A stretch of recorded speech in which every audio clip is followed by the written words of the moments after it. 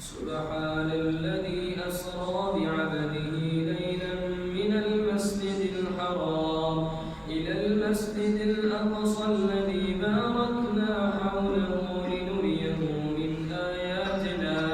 إنه هو السميع البصير وآتينا موسى الكتاب وجعلناه هدى لبني إسرائيل ألا تتخذوا من دوني وكيلا ذرية من حملنا مع نوح إنه كان عبدا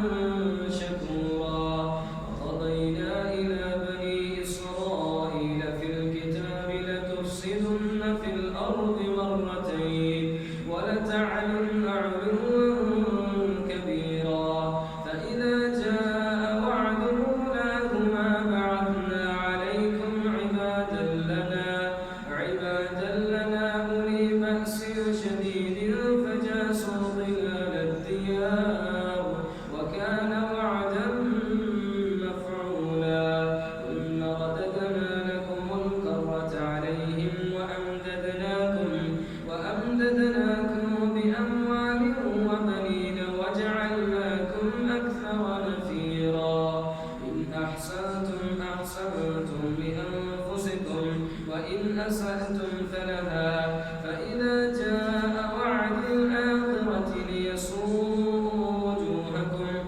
وليدخلوا المسجد كما دخلوه أول مرة وليتبروا ما علوا تتبيرا عسى ربكم أن يرحمكم وإن عدتم عدنا وجعلنا جهنم للكافرين حصيرا إن هذا القرآن يهدي للتي هي أقوم ويبشر المؤمنين الذين يعملون الصالحات أن لهم أجرا كبيرا وأن الذين لا يؤمنون بالآخرة أعتدنا لهم عذابا أليما ويدعو الإنسان بالشر دعاءه بالخير وكان الإنسان عجولا وجعلنا الليل والنهار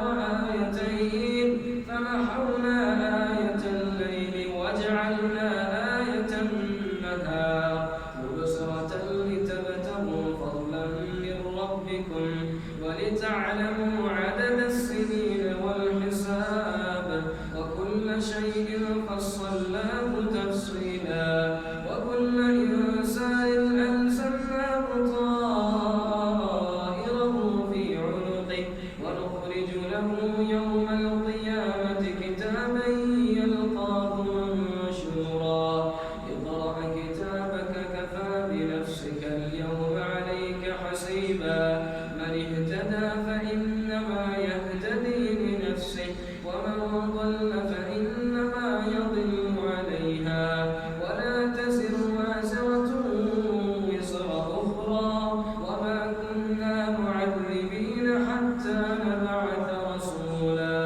وإذا أردنا أن نهلك قرية أمرنا متر فيها ففسقوا فيها فحق عليها القول فدمرناها تدميرا